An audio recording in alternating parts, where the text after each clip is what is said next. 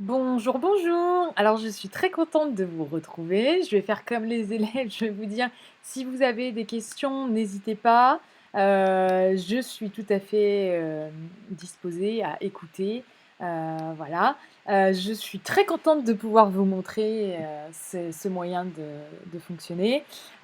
Comme je vous disais, il est très pratique parce que c'est vrai que les élèves comme ça, ils ont l'impression davantage suivre et de vous avoir réellement en face. Donc c'est très sympa. Et puis comme ça, on devient une célèbre youtubeuse, comme je vous disais. Voilà, c'est nul. Bon, alors c'est parti, on y va. Première étape, évidemment, avant de commencer, si vous n'avez pas QuickTime Player, il va falloir le télécharger. Donc c'est très simple, en fait. Tout ce que j'ai fait, moi, c'est juste pour en arriver là, c'est j'ai tapé QuickTime Player et j'ai tapé Windows derrière, parce que sinon il peut vous donner celui Mac. Donc Windows, hop, on sélectionne. Et ensuite, vous allez directement prendre le premier lien. Vous cliquez dessus. Donc c'est 01.net. Ça fonctionne assez bien en général pour télécharger les choses. Vous connaissez très, très probablement. Et ensuite, vous allez cliquer sur télécharger gratuitement. Ok, ça télécharge, voilà.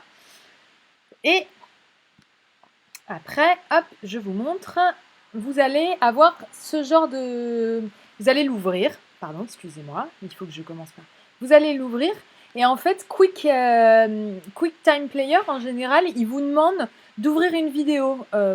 Alors, je ne sais pas si c'est pareil sur Windows ou pas, mais sur Mac, en fait, il me demande d'ouvrir une vidéo, peu importe. Vous ouvrez une vidéo que vous avez sur une clé USB, sur votre ordinateur ou autre, on s'en fiche complètement. Vous la fermerez après. Donc, normalement, ça ressemble à ça. Il vous propose donc d'ouvrir une vidéo, vous sélectionnez une vidéo et après vous allez faire ouvrir. D'accord? Voilà, ça c'est la première étape. Ensuite, donc deuxième étape, en fait, là je vous montre, c'est une capture d'écran que vous êtes censé avoir vous sur votre Windows. Parce que moi j'ai pas la même chose, je vais vous montrer après ce que j'ai sur Mac. Mais du coup, voilà, normalement vous êtes censé sélectionner File, Fichier, ok? Donc moi ça me donne ça lorsque j'arrive donc sur l'application QuickTime Player. Donc je fais fichier et après en fait il me propose tout simplement nouvel enregistrement. Je clique dessus, à moins que vous vouliez vous filmer, vous pouvez aussi vous filmer, vous faites nouvel enregistrement vidéo, ça c'est pour voir votre tête. Sinon juste pour entendre vos doigts, c'est l'audio. Et sinon bah voilà, donc il y a l'écran et vous cliquez en fait sur l'écran. Voilà, donc ça c'est l'étape suivante. Après, ensuite, en fait, il va y avoir un petit truc qui va apparaître sur votre écran, c'est ça, enregistrement de l'écran. Donc, pour enregistrer, il va falloir appuyer sur le petit bouton rouge. Mais n'allez pas trop vite. D'abord, essayez de cliquer sur la petite flèche d'à côté parce qu'en fait, des fois, votre micro, il n'est pas forcément enregistré, il n'est pas forcément sélectionné. Donc, par exemple, moi, la première vidéo, j'avais pas de son. C'est parce que le microphone, c'était sélectionné aucun. Et en fait, il faut cliquer sur la petite flèche qu'il y a juste là et faire micro intégré, micro interne. Voilà. Et ensuite, du coup, vous allez cliquer sur le petit bouton rouge et après, hop, il vous propose donc de cliquer pour enregistrer tout l'écran ou alors faites glisser seulement pour enregistrer seulement une partie. Si vous voulez pas que les élèves voient tout votre écran et que vous avez des choses un peu plus personnelles, je ne sais pas, eh bien, vous pouvez toujours sélectionner simplement une partie de l'écran en fait, en cliquant, en pressant tout simplement comme ceci en fait. D'accord?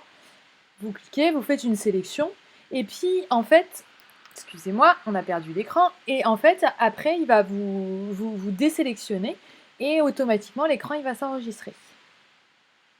Voilà. Ensuite, ah oui, il vous fait un petit bonhomme, un petit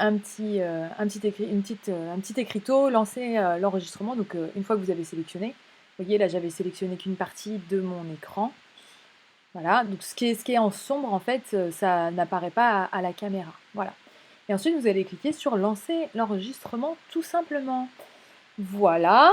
Après, ben, en fait, pour arrêter l'enregistrement, vous avez le petit truc qui se trouve juste en haut là. Hop. Mais vous devez retourner sur l'application Quicksilver, je suppose. Et en fait, si vous cliquez sur ce bouton-là, l'enregistrement, il va s'arrêter automatiquement. Voilà. C'est très très simple.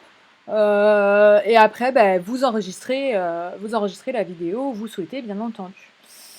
Voilà. Ensuite, bah, ce que je fais, c'est que, bah, évidemment, comme c'est trop lourd pour aller sur École Directe, je mets mes vidéos sur YouTube. Donc, je me suis créé une chaîne, Miss Payou English Class. C'est pas du tout créatif.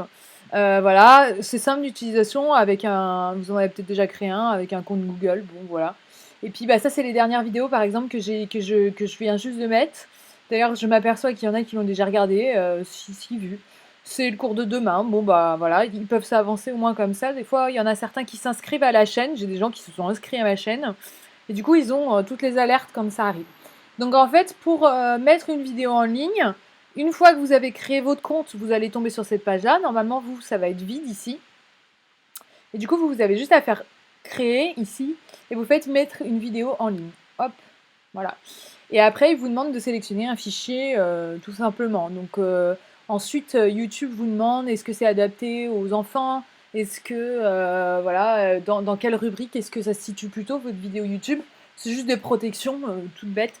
Voilà, vous mettez éducation, enfin, voilà. Et ensuite, eh ben, vous avez votre vidéo qui se télécharge et qui se met en ligne. Ça peut prendre un petit peu de temps suivant la, évidemment, le temps que dure votre vidéo. Si elle dure 10-15 minutes, évidemment, ça peut prendre plus de temps. Vous voyez, en moyenne, mes vidéos, elles durent 10 minutes. Juste le temps d'expliquer le travail.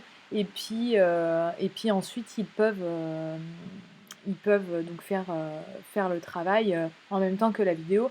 L'avantage, c'est qu'ils peuvent s'arrêter et ils peuvent re-regarder la vidéo, etc. Voilà, voilà. Donc, j'espère que ça va fonctionner sur votre ordinateur. Bah, sinon, dites-moi et puis j'essaierai de trouver un autre moyen. See you!